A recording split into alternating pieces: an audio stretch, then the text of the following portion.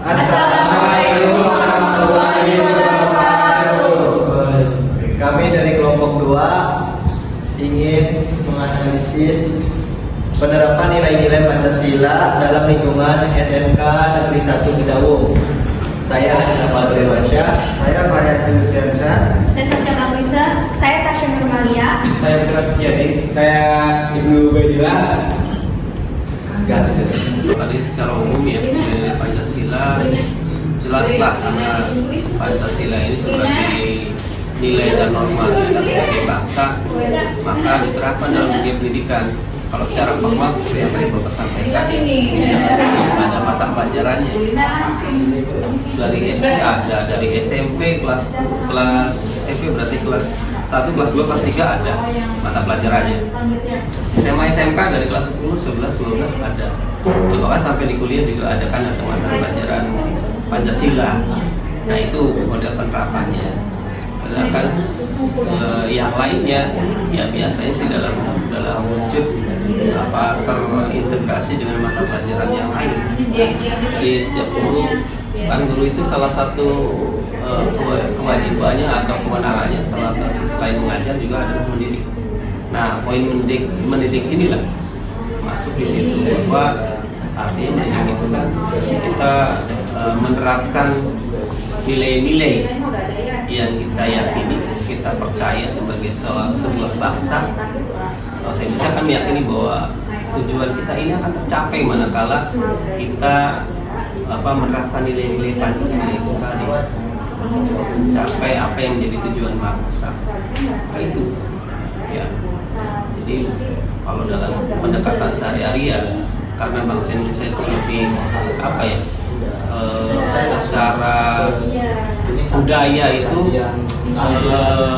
lebih ya mungkin kalau dibilang tradisional lah.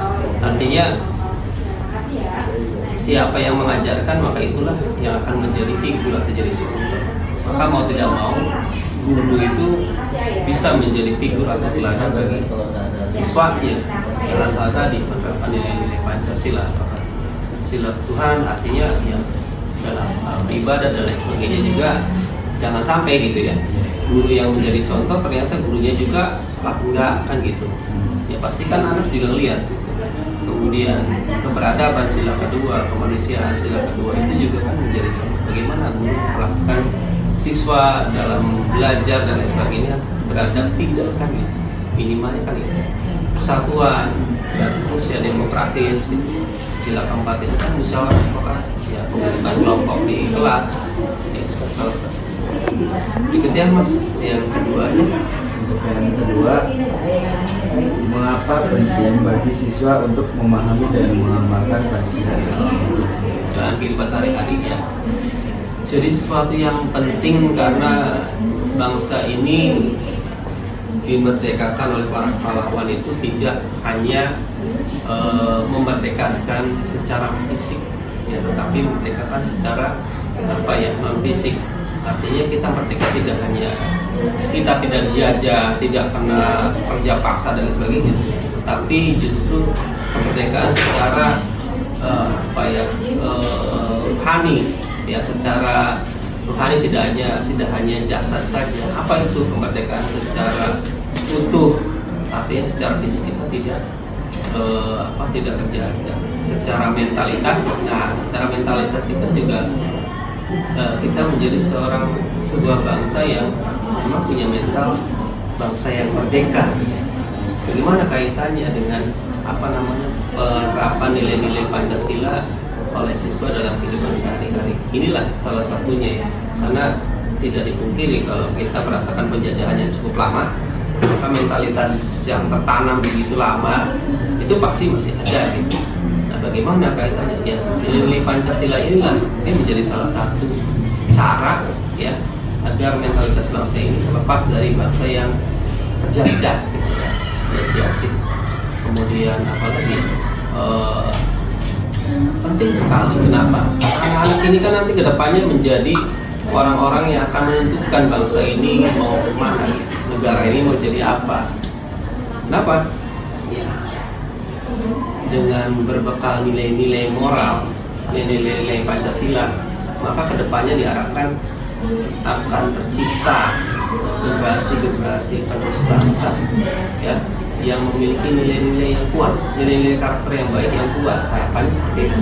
Untuk apa? Ya bisa mengelola negara ini menjadi lebih baik gitu ya, dipenuhi dengan nilai-nilai Pancasila. Ya, nilai moralitas semua kan gitu. Ya dari sila pertama sampai sila kelima itu kalau masalah kalau itu dijalankan, ya ceritanya mungkin nggak ada mahasiswa lagi yang demo depan pengadilan gitu. Nggak ada. Kenapa? Ya karena sudah menjalankan nilai-nilai Pancasila itu tertanam. Itu menjadi apa ya? Internal. Jadi nilai-nilai yang tertanam dalam diri kita. Ya, maka secara tidak sadar, ambil contoh lah, secara tidak sadar nilai-nilai sudah tertanam, maka akan sangat sulit bagi kita ya mengkhianati nilai-nilai yang sudah tertanam dalam diri kita, yang sudah kita boleh dikatakan itu menjadi bagian dari diri kita. Misalnya anak ini terbiasa ya dididik untuk jujur gitu kan. Nah pada suatu saat ya dalam proses belajar hilang, misalnya pada saat ulangan ya dia biasa aja kalaupun ulangan nilainya jelek. Kenapa? Karena dia lebih mementingkan caranya untuk mendapatkan nilai itu daripada akhir nilainya gitu. Dia lebih pede, saya dapat hanya 70 gitu, tapi saya dapat mikir sendiri gitu. Dia tidak merasa bangga mendapatkan nilai 90, tapi dia mendapatkan cara nilai itu dengan tidak baik atau tidak jujur gitu. Itu kan sebuah poin penting, walaupun sederhana ya, tapi kedepannya dahsyat banget loh. Justru sekarang ini kita kesulitan mencari orang-orang yang jujur gitu kan. Ya bahkan KPK sih slogannya gitu, jujur itu hebat gitu. Artinya ya itu nilai jujur saja sudah sangat langka di kita itu. Nah itu kan penting banget. Tadi ya nanti anak-anak ini kedepannya kan menjadi pemimpin-pemimpin bangsa. Gimana ceritanya kalau pemimpin bangsa yang satu aja misalnya tidak jujur, repotlah kita. Ya, terus mas yang ketiganya? Yang ketiga itu apa peran guru dalam menanamkan nilai-nilai Pancasila kepada siswanya? Ya, salah satu yang cara yang mungkin pendekatan yang paling efektif adalah keteladanan. Terus saya keteladanan. Kenapa?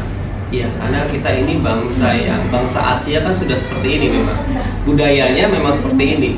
Ya, bahkan ada peribahasanya kan. Kalau bayangan itu tidak kalau bayangan itu tidak sesuai dengan aslinya gitu. Kalau aslinya bengkok ya bengkok lah. Kalau aslinya lurus artinya sebagai bangsa kita sudah punya budaya keteladanan. Jadi siapapun pemimpinnya, kalau memiliki moralitas yang baik ya insya Allah ke bawahnya juga akan ikut. Ya kenyataannya kan memang begitu ya sampai sekarang gitu ya. Sampai sekarang walaupun sebetulnya di era modern sekarang itu sebetulnya sih kurang tepat ya. Kalau saya pikir kan selama itu benar ya kita tidak peduli apakah itu muncul dari seorang pemimpin ya ataukah dari seorang rakyat biasa, selama itu kebenarannya harus kita ambil kan. Bisa jadi seorang pemimpin justru yang keluar dari mulutnya ada sebuah kebohongan kan nggak mungkin kita ambil atau kita contoh kan nggak mungkin.